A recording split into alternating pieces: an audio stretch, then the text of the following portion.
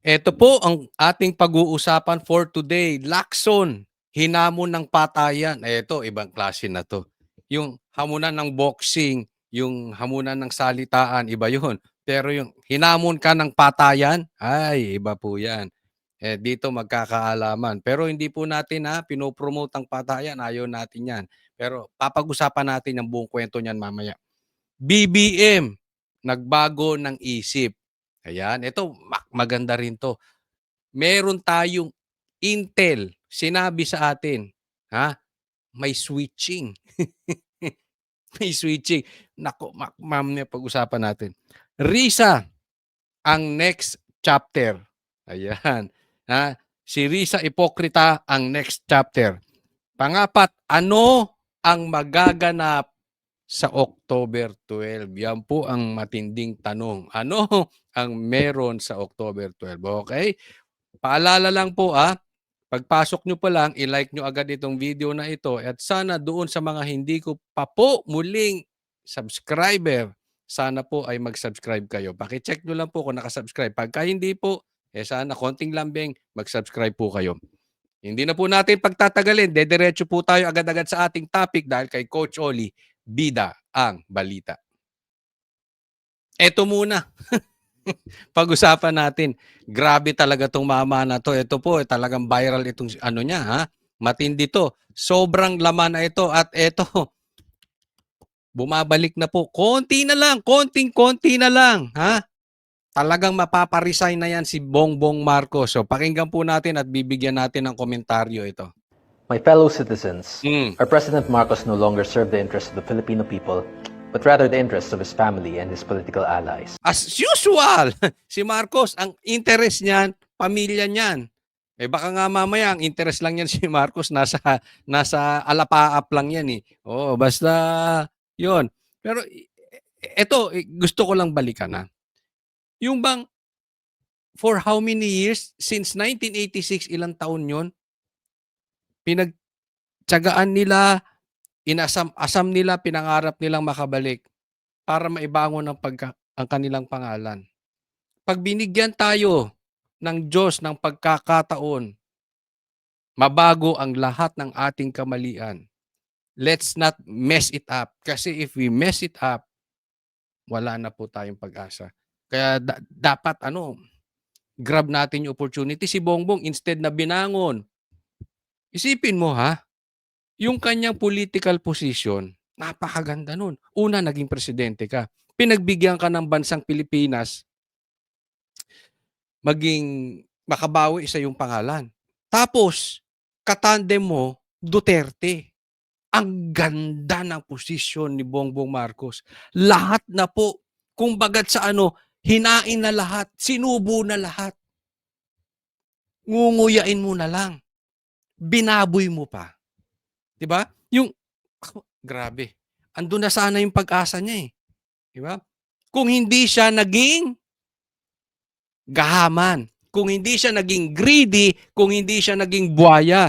Pero dahil sa kanyang kabuwayahan, dahil nagpaloko siya sa demonyo, inutos siya ng demonyo, ayan, na-miss niya yung opportunities na imbis na kakampi mo doon. Ang ganda nung tandem na yun. Kampi mo na Duterte kung hindi ka nag-asam-asam, manatili sa pwesto at nag-asam-asam ng malaking yaman. Panalo ka na sana. Panalo na, natalo pa. Sabaw na, tumapon pa. For over 3 years, we have endured the inadequacies of his presidency, from almost losing Mindanao to secession, to the escalating tensions almost leading us to war, and lastly, to our current problem now. Ito mo isa pa to. Dati wala tayong banta ng gera. Tumanda na ako. Ilang taon na ako. Akong na-experience na banta ng gera. Wala tayong problema sa China. Ngayon may problema tayo sa China. Pumasok lang si Bongbong, may problema na tayo sa China. The hundreds of billions of flood control funds stolen. Where's cousin, former House Speaker Martin? Ito pa, balikan natin yun. Gusto ko lang bigyan ng kasi nakikita ko yung mga vloggers, yung mga trolls ni Bongbong Marcos. Ang sabi nila dito sa speech ni Kiko Barsaga, napakaganda. Kaya lang nahalata, pinagtanggol ng China. So halatang-halata, pinopondohan ng China si Kiko Barsaga. Grabe 'no? Ang laki ng problema natin. Ang laki ng problema natin sa nakawan. Ang laki ng problema natin sa kinukurakot ng mga magnanakaw ng mga buhaya katulad ng nasa picture. Tapos ang gusto nilang narrative, pinopondohan ng China si Kiko Barsaga. Grabe 'no, wala silang masilip, eh. Dahil kung I'm sure sinilip na ng sinilip ng sinilip 'yan. Hinanapan na ng baho 'yan si Kiko. Eh, pati nga picture ng mga babae hinanap sa kanya, eh, 'di ba? Binato sa kanya, hindi apektado. So wala, eh. Kung merong mahahanap na baho diyan kay Kiko Barsaga dati pa. Pati nga yung sinasabing may sapak siya, eh. 'Di ba? Yan ang sinisilip. Wala, hindi umiepekto. Ngayon, abangan ninyo ang narrative nila pinopondohan ng China. Ganun ang dating. Ang babaw, no? Paano masusolusyonan yung lintik na problema natin sa baha na yan? Kung lagi niyong pinapasok yung China, wala tayong problema sa China. Paalisin niyo si Bongbong Marcos. Yan lang, ganyan lang kasimple yan. Pag natumbok na mastermind si Bongbong Marcos at naparesign natin, itaga niyo sa bato. Wala tayong problema sa China. Makikinabang tayo sa China. Hindi po ako pinopondohan ng China kahit piso walang binibigay sa akin ng China. Pero ginagamit lang nila yung China. Dahil ang tao, galit na. Galit na galit. So ang gusto nila, yung galit ng tao, instead na sa magnanakaw. Yan yung style nito mga lintik na mga vloggers ni Bongbong. Yung galit ng Pilipino, instead na ma-focus sa mga magnanakaw, gusto nila magalit sa China. Kaya yung war na yan, ilalagay tayo sa alanganin yan. Hindi naman nating kaaway. Ginagawa nila ng away para yung galit, hindi sa magnanakaw. Kung hindi sa China. Tingnan nyo kung hindi, idiot yung mga yan. Tingnan mo ang gusto nilang narrative. Romualdez was implicated in the Senate Blue Ribbon Committee. In relation to that, I've recently discovered a plot where they plan to remove me, the congressman who dared to criticize them on their corruption, from the House of Representatives through the Ethics Committee or through a baseless accusation of crime. And with how much control President Marcos and his son. Yan, ato tanong, how much ang control ng magtatay Sandro and Bongbong Marcos? House Majority Leader Sandro Marcos has over Congress. I believe they will succeed soon. Nako, masakit yan. I believe they will succeed soon. Ang daming matatalino sa Pilipinas para lang magpa-under sa taong to because of money. I don't believe that. And that is why, with the limited time I have, I will use the position granted to me by the people to call for his removal from power. Tapang, no? Mga kababayan ko, ito lang masasabi ko. We need people like Kiko Barsaga. Hindi ko po sinasabing malinis to kasi baka mamaya sabihin, kita mo, may lumabas na baho. Akala nyo malinis, no? Hindi po. Hindi yun na ibig ko sabihin. Hindi tayo panatiko. Ha? Ako sinasabi kong paulit-ulit, hindi perpekto si Duterte, marami akong ayaw sa kanya.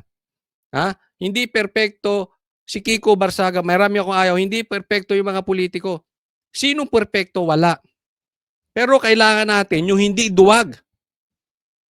Lalaban ng diretso. Di ba? Kaya ito pakiusap ko sa inyo. Sa darating na 2028 election, bumoto po tayo ng mga batang politiko. Kailangan natin yung mga ganito. We need people like Kiko Barsaga. Even I think etong pamangkin ni si Soto, ang pangalan nakalimutan ko. Itong mayor ng Pasig, Isko Moreno, yung mga ganong klase, yung bata na may sigasig, yung hindi yung trapo, yung puro press release, statement, hindi ko kayo nanakawan, pero puro pagnanakaw. 'Di ba? Yung nagtatrabaho, yung on the ground.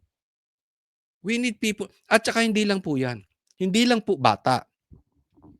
Kahit po matanda, pero bagong politiko. We need new breeds, Yung katulad nila Pastor Kibuloy, Jimmy Bondoc, Attorney Hinlo, yung ako ipu-push ko talaga si Attorney Torreon, yung gano'n, yung bago na hindi kurap ang utak. Ngayon, bantayan na lang natin kung magiging corrupt sila in the future, but it will take time. Kaysa naman naglalagay tayo nung mga Tito Soto, I mean, politikong wala namang walang nilagay pa natin. Look at them, what are they doing? Ping Lacson, si Bam Aquino, nilagay nyo dyan. Tahimik. Yung mga congressman, mga pulpul, tahimik, nagkakagulo na. Duwag pa rin. Di ba? Anong klase? We need politicians like this. Pagka mali, diinan, tayuan. And I'll die for this. Yan ang politiko. Sabi nga ni Piaradi, pag naging presidente ka, consider yourself as dead. Just like how we removed the late dictator Ferdinand Marcos Sr., we shall also remove this president that has betrayed our country. I'm no longer concerned about whatever I must sacrifice. If I am to be killed, then I shall die fighting. Ang tapang, no? If I am to be killed, then I shall die fighting. Alam niyo kung bakit hindi makontra to si Kiko? Ready to die. Alam niyo kung bakit effective? Si PRRD? This is a serious question. Hindi ako pagiging panatiko. Alam mo kung bakit niya kayang itumba ang mga drug addict, mga drug lords? Kaya niyang itumba ang mga komunista? He is ready to die. Pag pumunta ka, pag naging politiko ka and you are not ready to die, magnanakaw ka lang. Kasi yung sistemang papasukin mo sobrang dumi. It's either maging magnanakaw ka katulad nila or hindi ka magnakaw pero papatayin ka. Kung hindi ka patayin literally, papatayin yung trabaho mo. Tingnan mo, ang dami nating pinagre-resign, si Tambi, si Saldi, si BBM. Sinong natatanggal? Sinong nasisilipan? Sino sinisilip ng Blue Ribbon Committee? Kung hindi yung mga contractor, yung mga nagsisiwalat ng katotohanan, diyan pa sila galit. Di ba? Taasan to ako dito. Madali kasi magtapang-tapangan eh. Totoo lang. Ang dali maging keyboard warriors. Tanong mo si yung isumbo mo kay Twitter. Pero pag ready to die, this is a different. This is a different animal. Iba to si Inoobserbahan ko siya at taas ng respeto ko rito kay hindi mo matatawaran yung ganitong klaseng tao. Kaya I like the people like Charlie Kirk. He's ready to die. He know he will die. And he knows na kapatayin siya. Dahil sa stand niya ng ayaw niya sa yung maraming letra, yung LGBTQR, dumaraming abortion, yung mga ganon. Talagang we need this kind of people. If I am to be imprisoned, then I shall fight from the confines of my cell. Yun, hindi takot.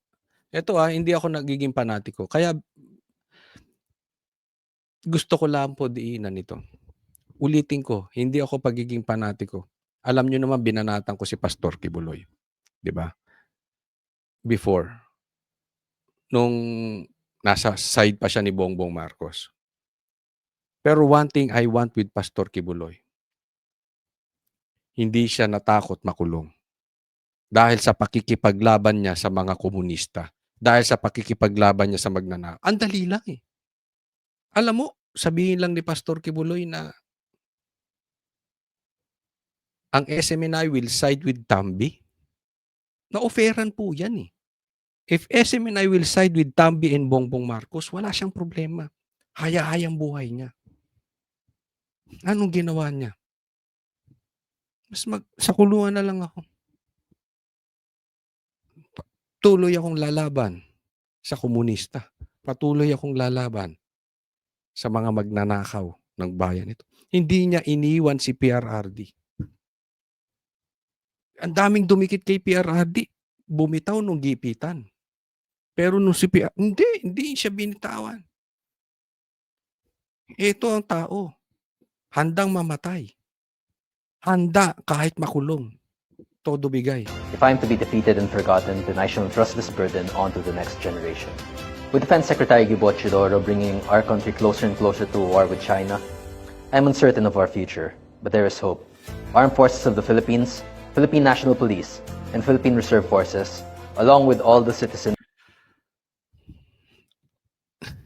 Ito na yun. Ito yung sinasabi nila na, naku, sinalabanan niya ang China. Dinidikit tayo sa China eh.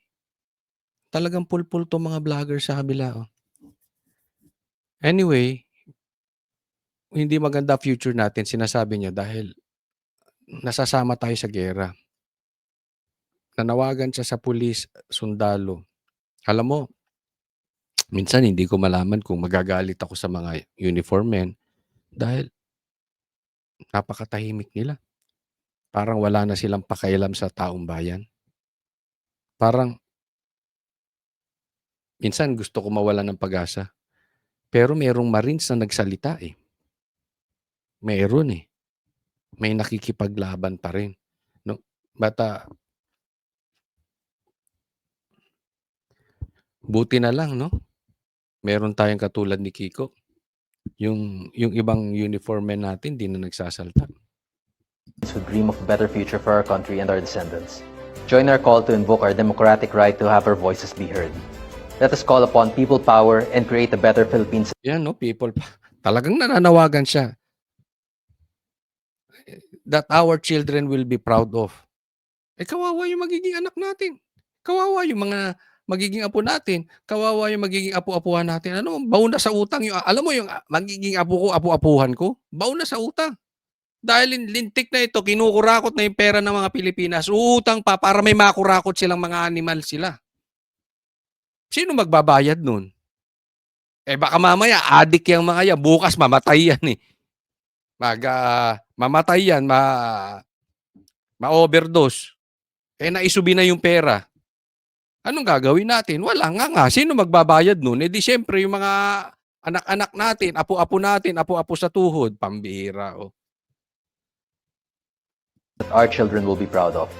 Starting October 12, 2025, Yan ang tanong. Starting October 12, 2025, anong magaganap? will be proud of. Starting Yan. Eto tanong. Abang-abang po kayo, ha?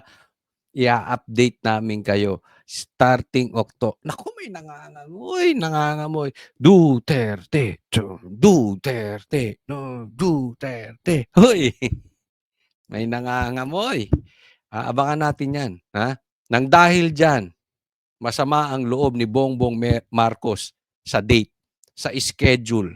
Ano ang meron sa October 12, 2025? Mamaya ipapakita ko sa inyo. Nagalit si Bongbong Marcos sa schedule. Mamaya po yan. October 12, 2025, we shall work towards freeing our beloved country from the hands of the greedy and corrupt. Long live the Philippines, long live the Filipino people. Mismo tong tao na to. Kinilig ako. Kinilig ako. Hoy, hindi ako bating ha. Oo, never been. Pero kinilig ako rin. Alam niyo kung bakit? Yung mga politiko natin, nung bata ako, ang taas ng tingin ko sa politiko. Lalo na yung darating ka. Bata pa lang ako, nakikita ko na yan. Hanggang tumanda ako. Kaya gustong-gusto ko ng Land Cruiser eh. Makakita akong politiko, nakaitim na Land Cruiser darating. Ang taas ng tingin ko. Alam niyo ngayon, ang baba ng tingin ko sa mga politiko. Hindi niyo naman pinaghirapan yan, nakaw yan eh. Diba? Mas daig pa kayo ng mga vloggers.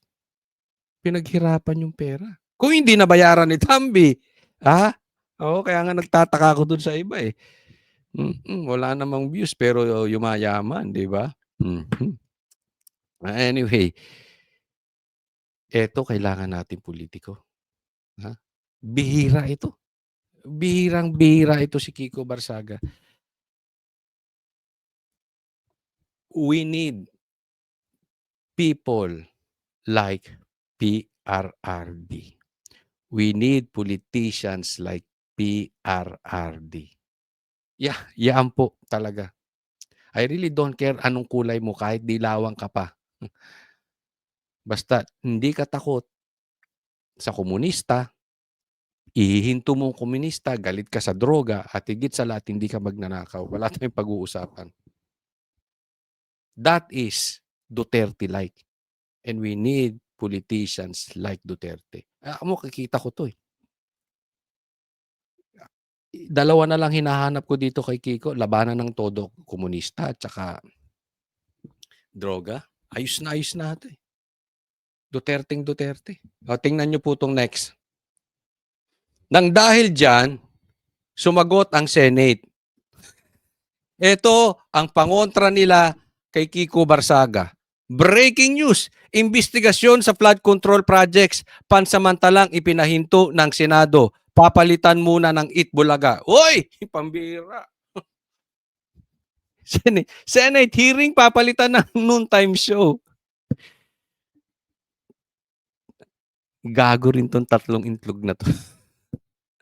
Sirang-sira ka. Iniisip ko talaga kung ano kayang napapala nila kay Tambi. Kasi kung, ito'y opinion ka lang hindi naman, alam nila ang baho ni Tambi. Wala na nga kumukuhang vlogger dyan eh. Ang pumalag na lang dyan yung isa, yung Jam Magno eh. At saka yung iba puro mainstream vloggers na, hindi political vloggers. Kasi mga political vloggers, alam nila, suicide to eh. And yet, nakaside sila kay Tambi.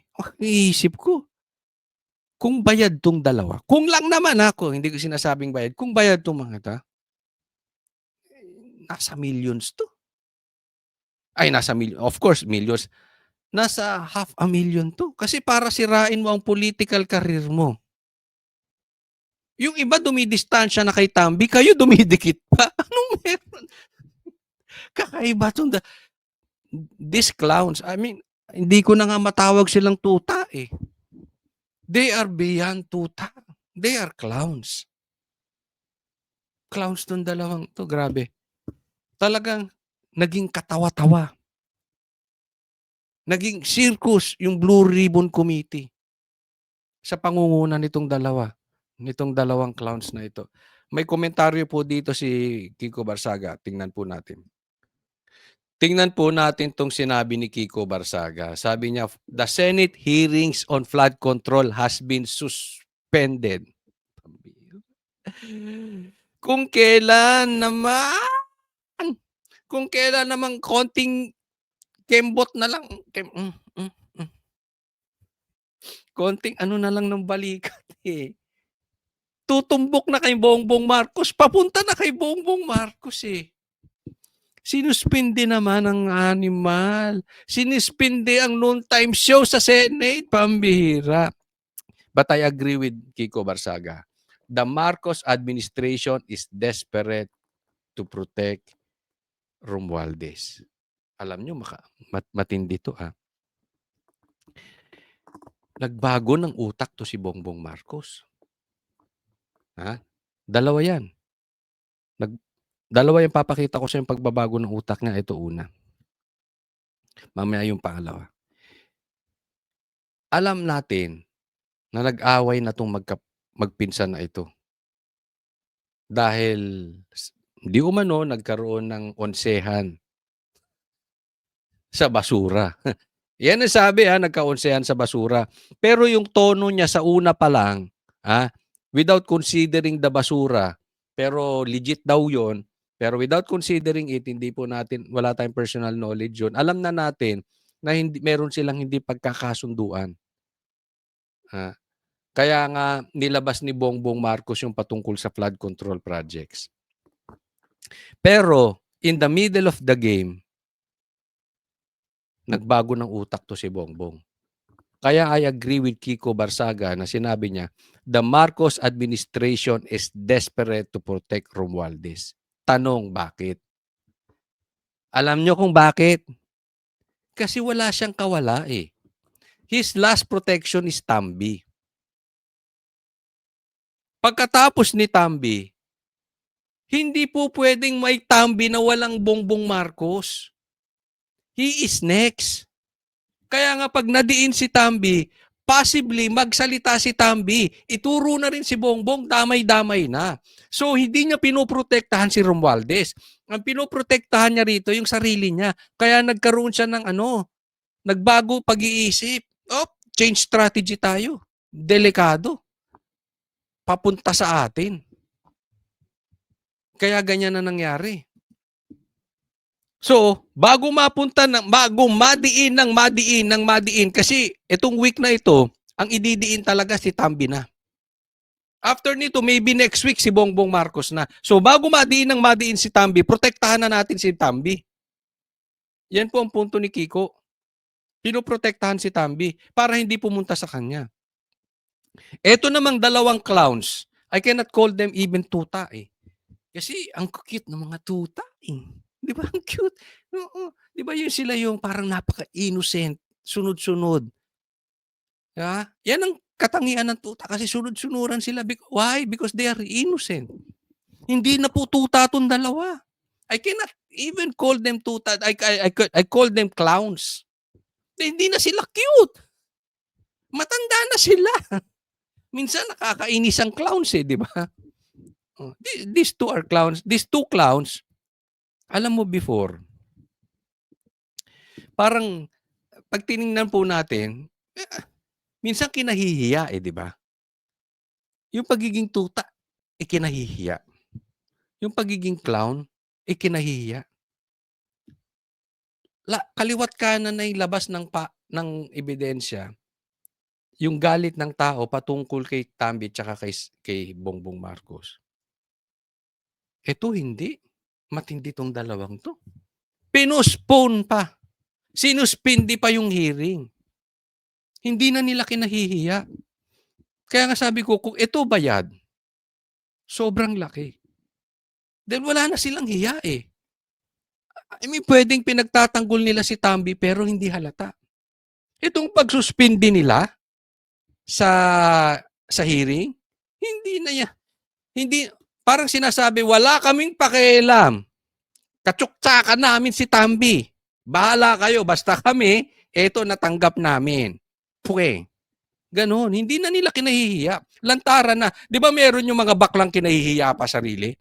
Ayaw magladlad. Ang dami nandyan sa gym. Nakikita ko yan. Ako, baka may mga nanonood sa gym. Di ba? Nakikita naman natin. Marami. Yung, parang, pero pag tinawag mong bangkla, yung iba, kunwari, halimbawa lang to, halimbawa lang ha, ang pangalan, Ping. Pero pagka nagbabar yun, Pinky ang pangalan. May mga ganun, tinatago yung kabadingan. Di ba? Oo. Yung iba naman hindi, lantaran na. Oo. Manlalandi na ng lalaki tapos nakadamit pang bakla na. Oo. Ganito tong dalawa. Hindi na kinahihiya yung kanilang pagiging clown. Lantaran na. Bahala kayo. Ano kayo kung clown kami? Basta marami kaming basura. Uy! Sarap buhay. Kayo na. Di ba? Oh. Tapos, maraming natulungan yung noontime show. Ano kaya masasabi ng mga defenders nito si Tito, no? Sabi niya, inyo ang karakter, amin ang basura. Tignan po natin tong next. Nang dahil dyan, nagsumbong si Ping Lacson sa Twitter. Oh, ito hindi ko alam kung saan niya to, basta nakakuha ko lang to sa Facebook. Hindi ko alam kung sa pinost niya na naman to sa Twitter. Ito mahilig to magsumbong sa Twitter. Ay, Ping Lacson, Pinky, ayaw magsumbong kay Tulfo? Ay, sabagay, hindi away asawa yan. Hindi away asawa. Pag-away asawa kay Tulfo. Pero ito, nagsalita siya, nagsumbong kay Twitter. Grabe, no? Yung hamon sa kanya ni Kiko, tapos itong sagot. I don't start a fight but I usually fight back.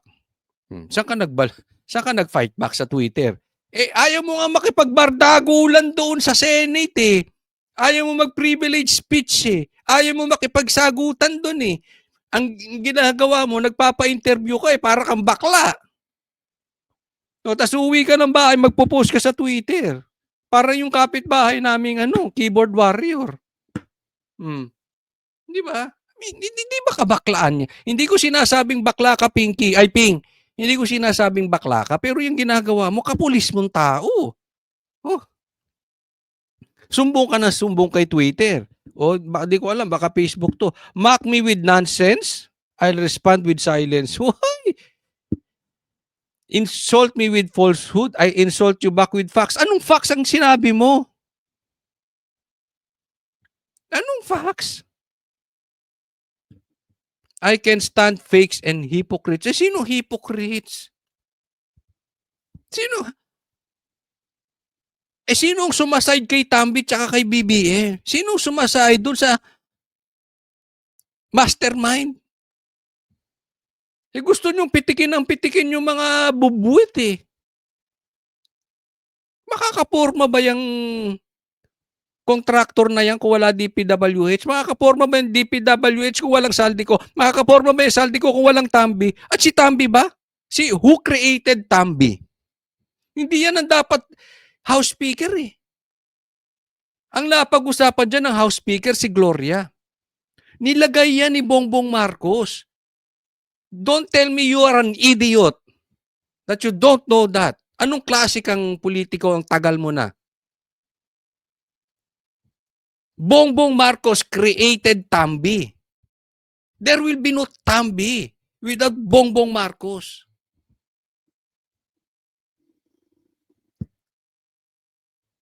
Tapos, galit kayo sa mga kontraktor ng tatapang nyo. Bakit? Pag politiko, takot kayo? Mamaya. Abangan nyo yung tanong ko. Pag politiko, takot kayo? Hanggang kontraktor lang kayo?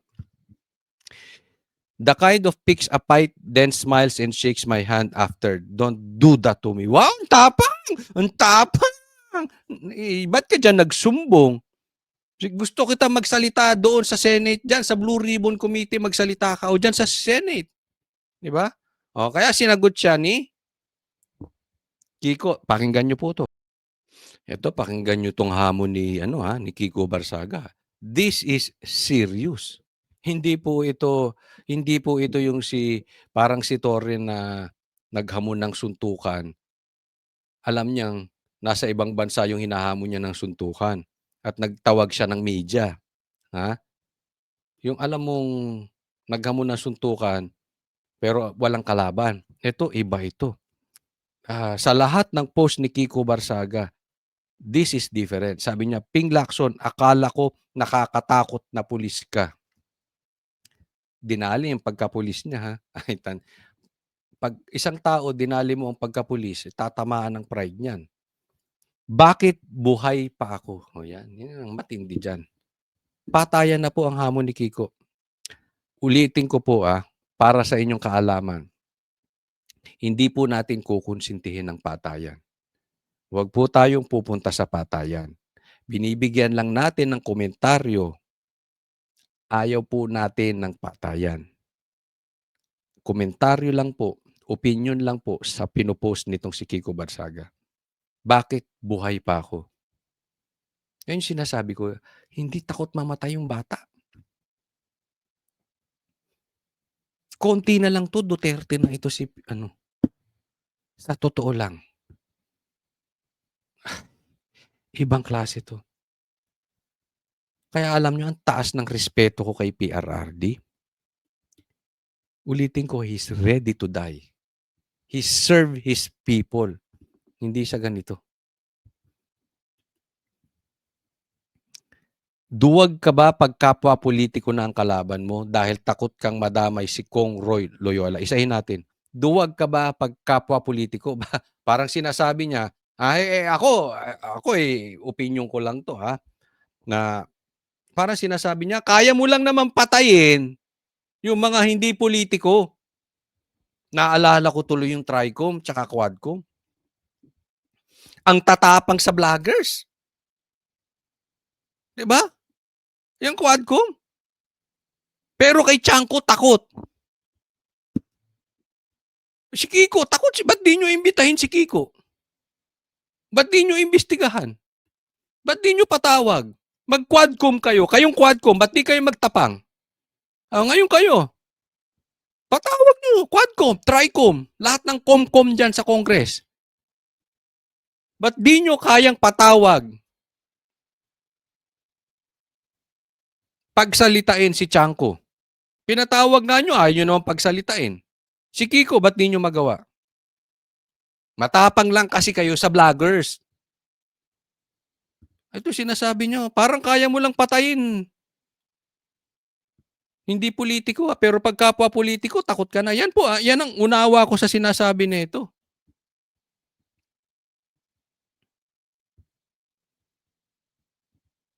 At matindi, may parinig siya. Dahil takot kang madamay si Kong Roy Loyola. Yan ang i-develop nating susubaybayan nating kwento. Anong meron na connection si Lacson at si Kong Roy Loyola? Meron yan. Hindi magsasalita ng ganito si Kiko Barsaga ng walang baho yan. Diba? Hindi natin alam kung ano. No? But antay-antayin natin. Kasi unti-unti nang lumalabas. Nababalatan na sila yung kanilang dungis. Unti-unti nang nalalantad. Kaya, abangan natin. Si Roy ba lalaki? Mag-boyfriend ba yan? Ewan ko, hindi ko alam. I mean, pakilagay sa comment section. Ano ang merong namamagitan kay Ping at kay Kong Roy Loyola? O wag ka magagalit sa akin, Pinky. Ay, Ping. Nagtatanong lang kasi binanggit ka ni Congressman Kiko Barsaga. Sinasabi niya, hindi naman siya takot mamatay. Tataka nga siya, ba't buhay pa siya? Tapang, no? Tingnan po natin tong next. Pero break muna tayo patungkol doon kasi gusto kong bigyan ng komentaryo itong post ni Rowena Guanzon. Paki-check nga. Ako, attorney Rowena Guanzon, fake news ka ba? Kasi pinusto ni attorney Rowena Guanzon Sabi niya, patay tayo dyan, dapat hindi ko alam kung ano to Tingnan nga natin. Baka hindi niya Facebook page to, di ba? O baka mamaya fake news to si attorney Rowena, hindi naman siguro. Totoo ba ito? Baka mamaya hindi niya Facebook to. Kasi yung sinabi ni Bongbong Marcos dito, ang sabi niya, parang hindi itong salita na ito, parang addict na talaga Hindi kasi sinasabing addict Bongbong Marcos pero sinabi mong ito, parang addict ka. Ang hirap ngayon. Hindi na sumusunod sa dating schedule ng bagyo. Totoo? Totoo ba to sinabi ni Attorney Guanzon? Totoo ba sinabi ni Bongbong Marcos yan? Galit na si Bongbong Marcos. Saan? Sa schedule, pambihira. Gago ka pala bagyo. Hindi ka sumunod sa schedule. Buti na lang. Buti na lang. Alam niyo kung bakit? Ang sinisi schedule, hindi si PRRD. Kasi baka sinabi niya dito, ang hirap ngayon, hindi na sumusunod si dating Pangulo at ang bagyo. Baka ganun Di ba? Lahat na lang, sinisisi nila kay Duterte. Buti hindi yun na sinabi niya. Hindi na sumusunod sa dating schedule si PRRD at ang bagyo. Hindi na sumusunod si dating Presidente PRRD at ang bagyo. Buti ang sinisi niya, schedule, hindi si PRRD. Improving ka, Brad, Pero ang tawag namin sa tropang pag ganito, ang genius mo. May mga ganyan di ba, sa bawat tropa? May mga hirit na ganyan. Uy, pambihira, genius! Ay! Siguro ito pagka sila nagiinuman o nagda-drugs. Hindi nagda-drugs yan. Nagiinuman lang. Sorry. Nagiinuman lang. Siguro may mga hirit tong ganyan Na siguro tatawa na sila na, ito na naman si Genius sumirit. Parang naaalala ko yung tropa kong si Toot, di ko na sasabihin baka kakilala niyo. May hirit Genius na walang yan. Sabi ni Rowena Attorney Guanzon, patay tayo diyan, dapat pala magpaalam kay BBM. Siguro pagbasa ni Claire nung ano niyan, kung narinig niya yan o pagbasa niya diyan, siguro patay na naman ako nito. Paano ko na naman lulusutan 'to sinabi nung bossing ko, 'di ba? Ang hirap na naman. I mean, sabog ka ba? Bangag ka ba, Bongbong? Hindi parang adik lang ang magsasabi niyan eh. Ulitin ko, di ko sinasabing adik parang adik lang ang isipin mo, yung bagyo hindi sumunod sa schedule, kaya may baha, lintik na bagyo hindi sumagot sa schedule. Kung maayos yung flood control projects mo, kahit umulan araw-araw, kahit wala sa schedule yan, pasok sa bangayan. Bobo! Kayo naman ba't nyo naman binoto-boto tong tao na to, pambihira? Nagpauto kayo sa ganitong utak? Hindi, wala po sisihan. Ay nako, bakit ba tayo napunta sa ganitong kalagayan? Pambihira ka. Dito makikita yung lalim ng presidente natin. Kaya pabago-bago ng isip, di ba? One time, unity sila. Minsan, kalaban niya na si Sara. Minsan, sasabihin niya, BFF niya. Minsan, iba na. Minsan, kabati niya si Tambi. Minsan, nilalaglag niya na. Minsan, kabati niya. Pero meron silang bagong nilalaglag. Tingnan niyo to. Ay, halata. Sino bang kaibigan nitong media? Sige nga. Kanino madalas magpa-interview si BBM? Sinong kaibigan nitong media? Ay, may bago. May bagong pagbabago ang isip ni Bongbong. Kaya naman may bagong strategy. Basahin natin. Kaya pala pinoprotektahan ni Senator Ontiveros si Romualdez. May budget insertions rin pala siya. Patay. May insertion pala saya. May insertion siya. At sinong pumitik sa kanya? Hindi ko sinasabing masama yung insertions niya. Hindi ko rin sinasabing mabuti. Ang tanong, sino ang unang pumitik kay Risa? Lagay nyo dyan sa comment section. Di ba si Katunying? Kaninong bata si Katunying? Ay, nako, wag na tayong maglokohan. Di ba? Nilalaglag nila si Risa. Ikaw ngayon, Risa, ang pulutan.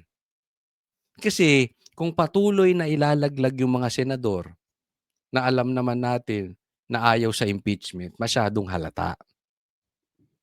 Di ba? Kung hindi binibili ng tao, subukan nila ilaglag si Risa. Hindi naman sinabing masama yung insertions niya, pero may pitik. Kaya si Risa nagpanik. Ay, wala akong insertions. Wala akong insertions. Guilty ang dating. Pinakita ni Katunying may mga insertions. Yari ka. Ikaw ngayon ang nilaglag. Ikaw ngayon ang pinitik. Change strategy sila. Ikot sila ngayon. Sabi ko sa inyo, kung sa droga, yung mga runner, may onsehan yan, kaya sila nagpapatayan di ba? Ganyan din sa ghost projects. Pag nagka-onsehan, nag-aaway. Magkakalaglagan din yan. Sinong nilalaglag ngayon? Si Risa. Di ba? Hayari ka ngayon, Risa. Pulutan ka ngayon. Kaya nga si Saldi ko, baka hindi rin umuwi talaga yan. Alam niyo kung bakit? 'Pag umuwi tingnan niyo ha, 'pag umuwi si Saldico, posible, ito'y aking opinyon lang, puwedeng patayin yan si Saldi. 'Pag namatay na, lahat ng ebidensya papatungo kay Saldi at it will end with Saldi. Wala ng kadugtong, wala ng mas higher kay Saldi. Bakit? Patay na, eh. Ibintang niyo sa patay, 'di ba? Pansinin niyo yung mga nagka-crash na airplane, nababangga na bus. Pagpatay ang driver, pagpatay ang piloto, pilot error, driver's error, 'di ba? Lusot yung kumpanya. Ibintang mo dun sa patay. Kaya sabi ko, delikado talaga si Tambi. Si Tambi, si Saldi pag umuwi. Maraming galit sa kanyang Pilipino. Pero hindi naman papatayin niyan basta-basta, eh. Ang kaya pumatay niyan nasa power. Baka patayin niya nung mastermind.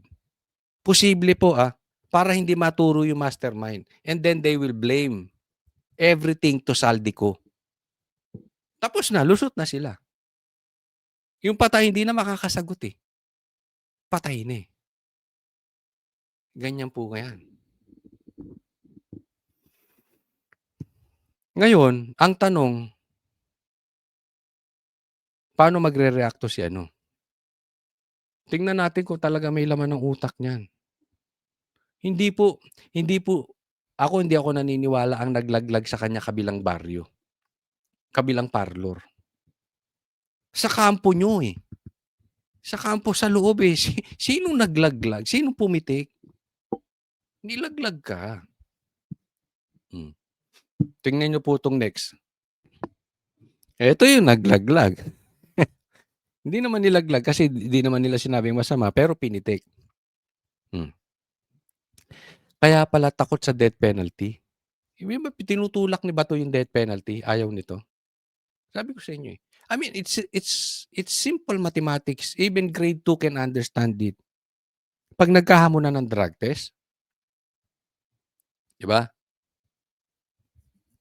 Yung ayaw magpa-drug test, sigurado 'yan. Addict 'yan. Kasi kung hindi ka naman addict, ba't di ka matatakot kang magpa-drug test, 'di ba? May biruan nga, eh, 'di ba? Malalaman mo yung ano, yung bakla, oo. Pagka kinalabit ng pogi, pagka tinablan. Pero kung hindi bakla yan, kahit pinaka-pogi pa yan sa buong mundo, kahit lasing na lasing ka pa, hindi mo papatulan yung pogi, 'di ba? Pero yung bading, yung nagtatago-taguan ng bading, makakalabit yan. Napunta na naman sa bading. Oo, kasi yung bago naming galit sa bading. Bago namin si Sir Jack. Bading hindi po bakla kasi iba yung bading. Yung bading yun yung masamang bakla. Yung guding magandang yan, maayos na bakla, 'no? Senator Risa Ontiveros may kabuuan insertion, mahilig pala sa insertion 'to si Risa, na 3.35 billion pesos. Sa 2025 sa 2025 lang 'yan. Hindi natin alam yung mga iba pa. So 3 billion 2025 ang in-insert. Ang sakit. Ng in-insert mo, ang laki ng in-insert mo, Risa. Sa GAA, kung saan 750 million ang nakalaan para sa flood control. Yun ang masama nun. Pinis na, pinis. Nang dahil sa insertions mo, napinis ka, Risa, ay pinis to. Kasi pwedeng, sabi nga nila, wala namang masama sa insertions kung nakapagdulot to ng magandang proyekto. Pero kung totoo ito, yung proyekto mo ay 750,000 sa flood control projects, patay ka, magdudugtong-dugtong yan. Kasi titingnan natin ngayon, yung mga flood control projects, kung ghost projects ba o hindi. Kung hindi ba binabaha, yari ka, ang laki ng in-insert mo. Kaya, masusundan tong kwento na ito. masusundan na ito. Iimbestigahan natin yan sabay-sabay. Titingnan natin kung tunay na ipokrito 'tong linis-linisan na ito. Kaya pala takot ka sa death penalty. Linis-linisan, yan ang mahirap sa nilinis-linisan. Naku.